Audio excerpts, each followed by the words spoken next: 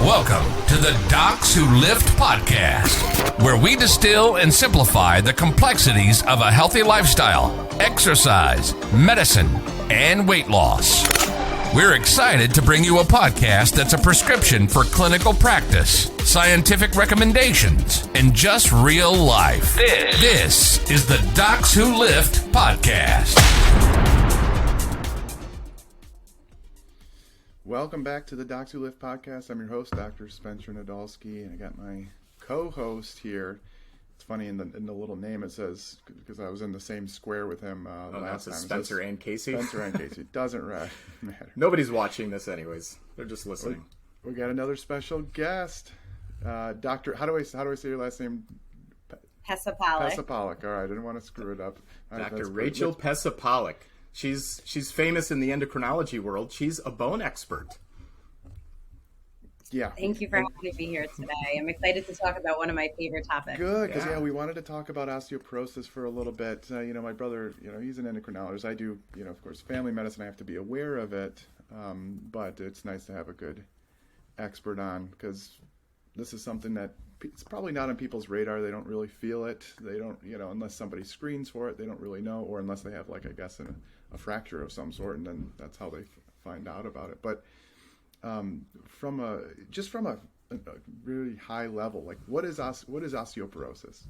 What the heck is it? Yeah, great question. What is this? Yep.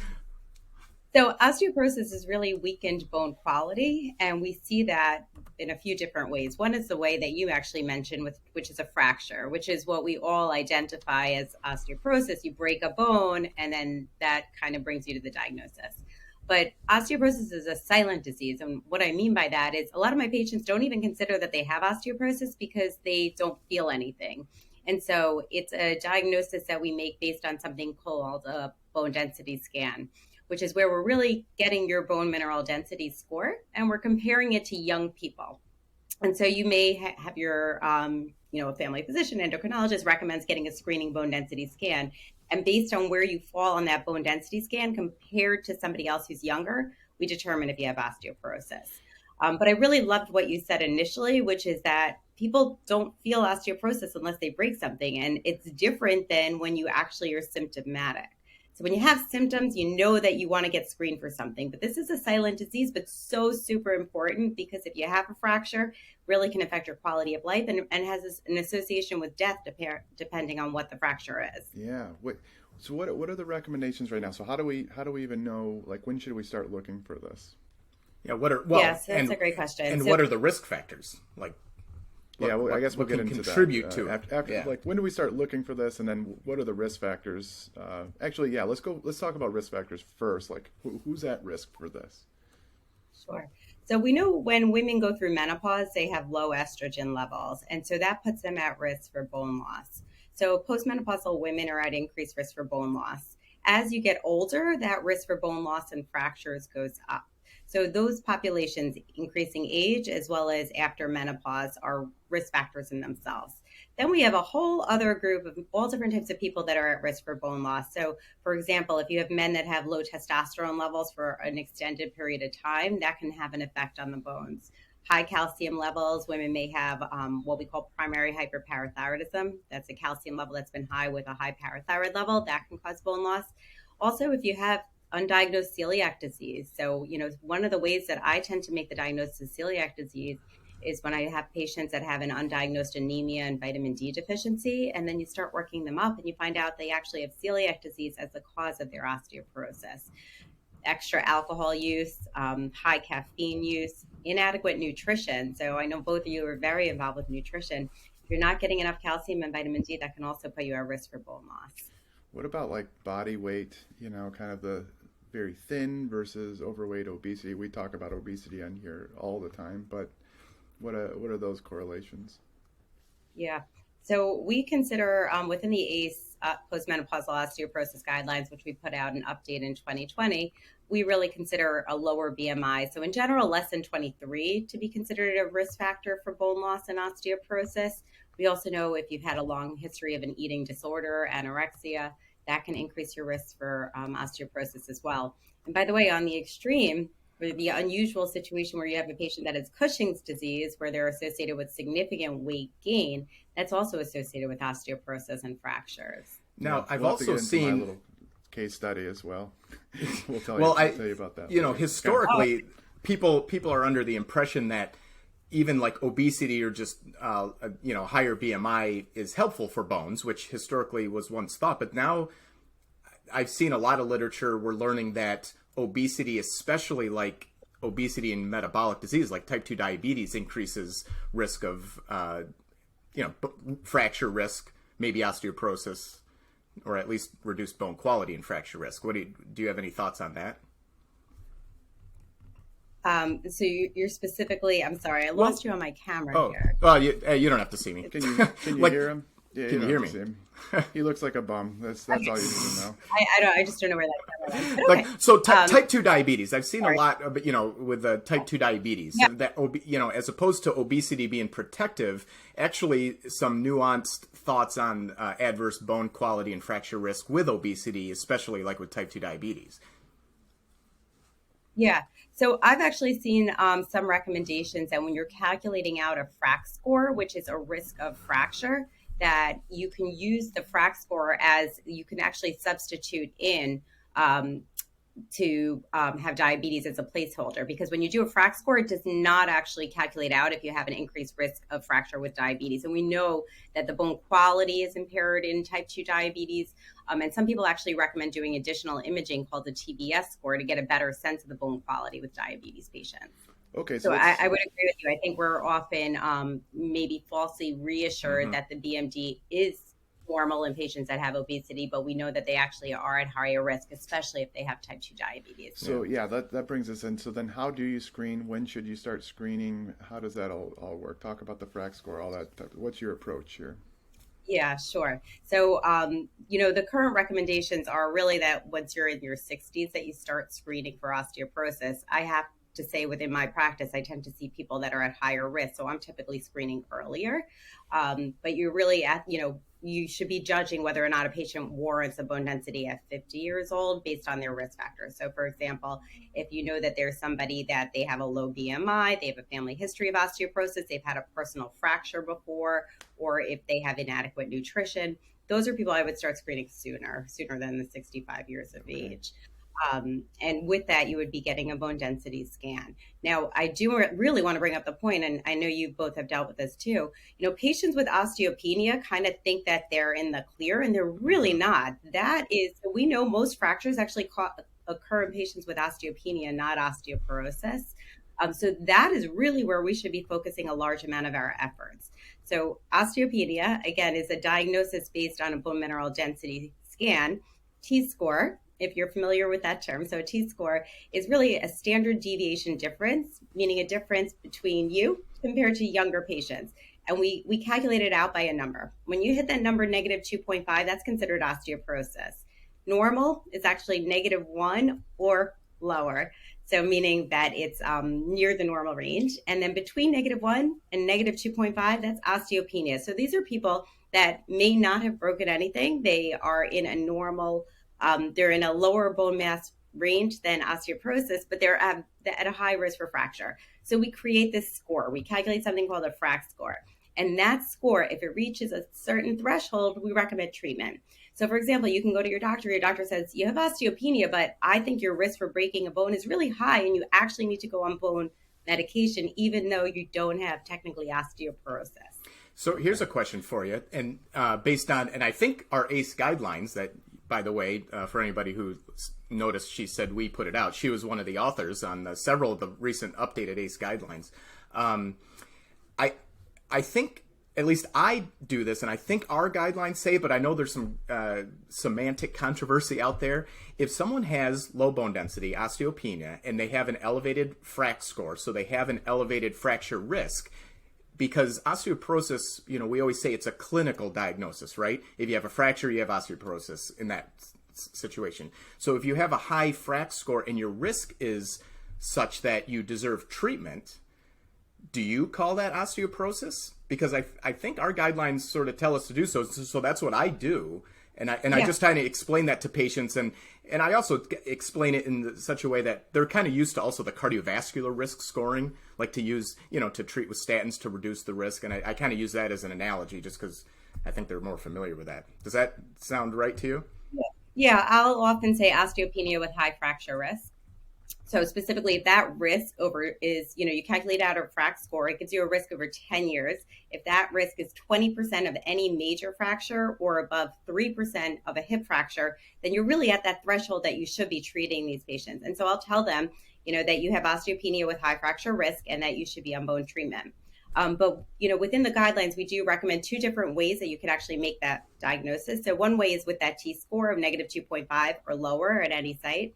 And the second way is with that FRAX score, as well as a fragility fracture. Mm-hmm. And so I think that one major educational point is that if you have had a fracture before, a vertebral fracture, meaning in your spine, a hip fracture, a wrist fracture, or a humerus fracture, that's a fragility fracture, and you can make the diagnosis of osteoporosis without a bone density scan. Mm-hmm. And that's important because fracture begets fracture. So if you had a fracture, or let's say a wrist fracture in the past year, your risk of a subsequent fracture is extremely high. Yeah. So you're somebody that needs to be screened as well as treated. Does it depend on what caused the fracture in the first place? Yeah, so I mean, obviously, God forbid you fell out of a window. That would, be a very different story than if you tripped over a rug in your living room. Yeah, okay. But, I'll have patients that'll say, no, I tripped over a rug, but it was a really big fall. I had a really big tumble. The answer is, most people, if they trip over a rug, they don't really break their wrist. Yeah, right. Okay. No, that whole context. Yeah, so I think that's an important educational piece. Now, this is the Docs Who Lift podcast. What's the deal with lifting weights and bone mineral density? Dr. Pessah-Pollack lifts some weights. I'll tell you that. She's a doc who lifts.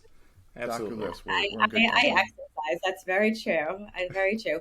I actually have a pamphlet I give my patients from the Mayo Clinic about exercises with osteoporosis, meaning that, you definitely want to do weightlifting. I just try to tell them to avoid very heavy weightlifting, especially given the risk of the load on the vertebral, on the spine. To prevent a vertebral fracture. Is there data I don't even know is there data looking at hey, if you put I don't think if anybody's not first of all, if they have osteoporosis and they just start lifting, they should probably not be maxing out regardless, just because they need to get used to the movement. But, they're not going to load up 300 pounds on the squat rack. However, I will say, just because this is really up our alley, there are studies really supporting the safety and benefits of relatively intense heavy weight training. But that's the thing, nobody is going to suddenly put on several hundred pounds on the squat rack if they haven't done it. And probably if they had been doing that all their life, I'm pretty sure strength training has pretty good data showing prevention of osteoporosis, which we might have to kind of touch on that, because we certainly would like to help everyone prevent osteoporosis, and there are ways to do that. And I think you touched on the risk factors like nutrition, exercise, smoking, alcohol, some of these other things, right? Yeah. I'll get the question often. I'll have patients with osteoporosis and they'll say, I really don't want to go on treatment. Can I just lift weights instead and do calcium and do vitamin D and come back to you in a year and see how things are? And so also, those things are really important. That's really great that you want to do the weightlifting, that you want to get enough calcium, you want to make sure your vitamin D level is normalized. But we also want to reduce your risk of fracture. And so that's one of the debates, is whether or not you really can reduce your risk of fracture with this. I mean, from the standpoint of a bone density scan, you can increase your bone density about 1% to 2% by lifting weights. So that's great. But for many of these osteoporosis patients, it's in addition to a recommended bone treatment agent as well. And it is hard once you already have osteoporosis, unless there was an egregiously secondary cause, right? Like you said, Cushing's or hyperparathyroidism that gets treated. Treating hyperparathyroidism, one of our indications to do surgery for that is if they have high risk of fracture and osteoporosis. So we know that is helpful, but otherwise it's pretty darn hard to build bone and reduce fracture risk without especially some of our newer medications that help build bone, right? Absolutely. And that's part of why it's so exciting to be treating osteoporosis, is we now have the ability to take patients that have a really low bone mass, put them on a medication, and actually bring them back into an osteopenia range, which is pretty incredible. But they still have osteoporosis. They still have that risk for fracture, but you reduce that risk of fracture significantly. I also did want to, I know we were going to discuss this a little bit, but I did want to mention, just some of the recommendations I give my patients for calcium and vitamin D. So, typically less than 50 years old, I say you want to get 1,000 milligrams of calcium a day in your diet. If you can't get it in your diet, then you do want to supplement it. And then above the age of 50, you want to get 1,200 milligrams a day. Diet is the best, and there's many ways to get it in the diet. But if you can't get it in the diet, and you'll find many people have inadequate dietary calcium intake, then you should be supplementing it. I'll get that question. Well, I was told, if I take calcium, it's going to deposit in my artery, so I'm not allowed to take calcium. And, a lot of those studies were on high calcium supplementation. And so we're not talking about high calcium supplementation. We're talking about getting adequate, good amounts of daily nutritional supplementation. Now, to be fair, though, this is where it gets confusing. I think for doctors and patients and everything, it seems like, and if you look at some of the reviews, I think even in our guidelines and stuff on the recommendations, the data, it's a little bit disappointing and confusing, right? With the calcium supplementation, vitamin D supplementation, everyone's talking about the recent data that came out of the VITAL trial. Now, that's not in patients with osteoporosis necessarily, but it's certainly sort of squashed a lot of the enthusiasm for it. I think it has supported the nutritional calcium, like you noted. Like everyone says, let's make sure everyone gets enough calcium from nutrition. The vitamin D thing, I think, people used to be taking way too much, and it's really kind of come back around to this sort of, well, you can get too much, and that's not good for falls and maybe even worsens fracture risk. So this kind of very reasonable dosage, if you even need supplementation, it gets confusing. Probably get some sun during the day if possible. Maybe lift some weights, get some sun. Yeah, that's a whole nother podcast for that. All the vitamin D stuff. Eat some Greek yogurt, right? Yeah. Greek yogurt, some good leafy vegetables, whatever. I shill out a lot of cheese and yogurt to my patients. Yeah. That's good. I actually give them a list of calcium-containing foods, and many are surprised to see that a lot of the foods, non-dairy, that they eat, actually, as you were saying, kale, dark leafy vegetables have it, vitamin D, fatty fish, right? Salmon, mackerel. Yeah. So, there are definite ways to do it, but I think a lot of patients do have inadequate calcium intake and do need to figure out a way to get that. Yeah, a couple Greek yogurts today. And protein too, right? I mean, there once was a thought that protein intake maybe wasn't great for osteoporosis, but the data have come back around and said, well, actually, you need enough protein. You don't necessarily need to take excess or extra, but I think we have an issue with some people at least not getting enough protein, and it's not great for their bones. But yeah, I would agree. I always ensure that too. Okay, so from a patient standpoint, so we have mostly patients. We have doctors that listen to this too. People that have risk factors, talk to your doctor about these risk factors and whether or not you need a DEXA scan, doing a FRAX score. Is that right? Yep. If you have a history of FRAX score in the setting of osteopenia. If you have a history of celiac disease, which isn't that uncommon, probably should get a DEXA scan. Is that the recommendation? Yeah, so that's a controversial recommendation, meaning that a lot of the major GI organizations recommend getting a bone density 1 year after starting a gluten-free diet. The reason being is that you actually have significant improvement in your bones after a gluten-free diet. So the recommendation is to get 1 year into it. I actually find that a little challenging because you kind of want to see where you're starting. But celiac disease is another one of those examples that your bones get better, really unusual, but your bones do get better because you're starting to absorb all your nutrients, your calcium, your vitamin D. So you do want to get a bone density with celiac disease from age as well. And to see if you get some improvement, which you often do. So if you're pretty healthy, you're not smoking, you're not high alcohol, all these other risk factors, what age should you talk to your doctor about getting a DEXA scan? What's that? Is it 60, 65? What are you?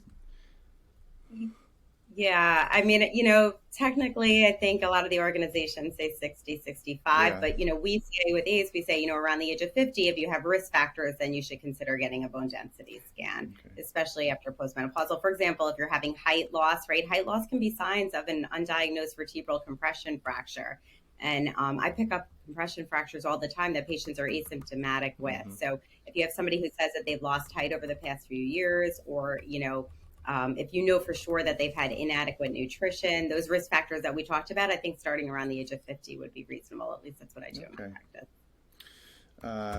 So interesting story. I got a DEXA scan for a body composition, and it showed my T-score. It was like negative 2 point something. I was like, what? This thing's wrong. So I got it over. And it also did I got this emergency phone call from him. And I got, what the heck is going on? Yeah, this was a few years ago. And what was it? What's the score that looks at the trabecular, the architecture? We also got that. It looked bad. The trabecular bone score? That's what you said earlier, TBS. Yeah, the TBS. It looked not good. And I was like, this thing's wrong. So I did it again, got another one at the Naval Hospital, and it's like, wow, this looks right. And your friend, Dr. Clifford, my buddy, who's still in the Navy. In the first place. So I was like, no, you got to do a full workup. I've lifted all my life. This makes no sense. And so what happened was we checked my Cushing's. I've been checked for celiac so many times. In fact, I had an intestinal biopsy before. I have Hashimoto, so I'm at risk for celiac. That was negative. What happened? He's also a hypochondriac. Well, I am, but because of these weird things. I actually was going to ask your age to use that in my calculation, but I thought maybe you don't want to share that. Yeah, no, I'm 38, and so turns out I was peeing out a lot of calcium, so I have an idiopathic hypercalciuria. I'm on chlorthalidone now. Yeah. We have been monitoring. My bone density keeps going up. So I guess the question, like, I've had surgery on my arms and everything else. I've never had fractures. I was going to say, you've never had a fracture that I recall. And I've fallen and wrestled and whatever, so I lift a lot. And the question you've never had kidney stones, by the way. So no, well, I got an ultrasound though. I got an ultrasound. Oh, you did have one in that, didn't you? Yeah. But I just got another ultrasound, and they were like, "You don't have a kidney stone." I'm like, "I definitely did not shoot out a kidney stone any time in the past few years." Well, but a few years ago, it showed a 0.6. I don't know. It was weird. Anyway. Yeah. And you don't have primary hyperparathyroidism, right? No, I've checked multiple times. I see a lot of hypercalciuria because I screen a lot of patients for this. I'll bet you do too, Rachel. Selfishly, I'd like to know, like, I think I could show you my most recent scores. It was like a year ago. I kept getting decks. I'm like, please keep checking. No, but you made an important point, which is based on your age, though, we're really using a Z-score with you. Yeah. Because, when they did the normative data, they're not looking at people that are 38-year-old men for bone density. They're looking at 50-year-old women, right? So it was low bone density for age is what we call it when it's not somebody over 50, right? So as I recall, Spencer, your Z-score was like negative 2 point something. As I recall, it was low bone density for age. So that for everyone listening, this gets into some nuance of bone density stuff, but yeah. But I'd be interested, like, do you have these hypercalciuria patients? Do they get much better on chlorthalidones? For those who listen, chlorthalidone's a thiazide diuretic. It's usually for hypertension. The side effect is one that it actually inhibits calciuria. It actually increases calcium in your blood because it stops the secretion or whatever. Do you get those patients in your... Yeah, I do, because you wind up finding a secondary cause that is treatable.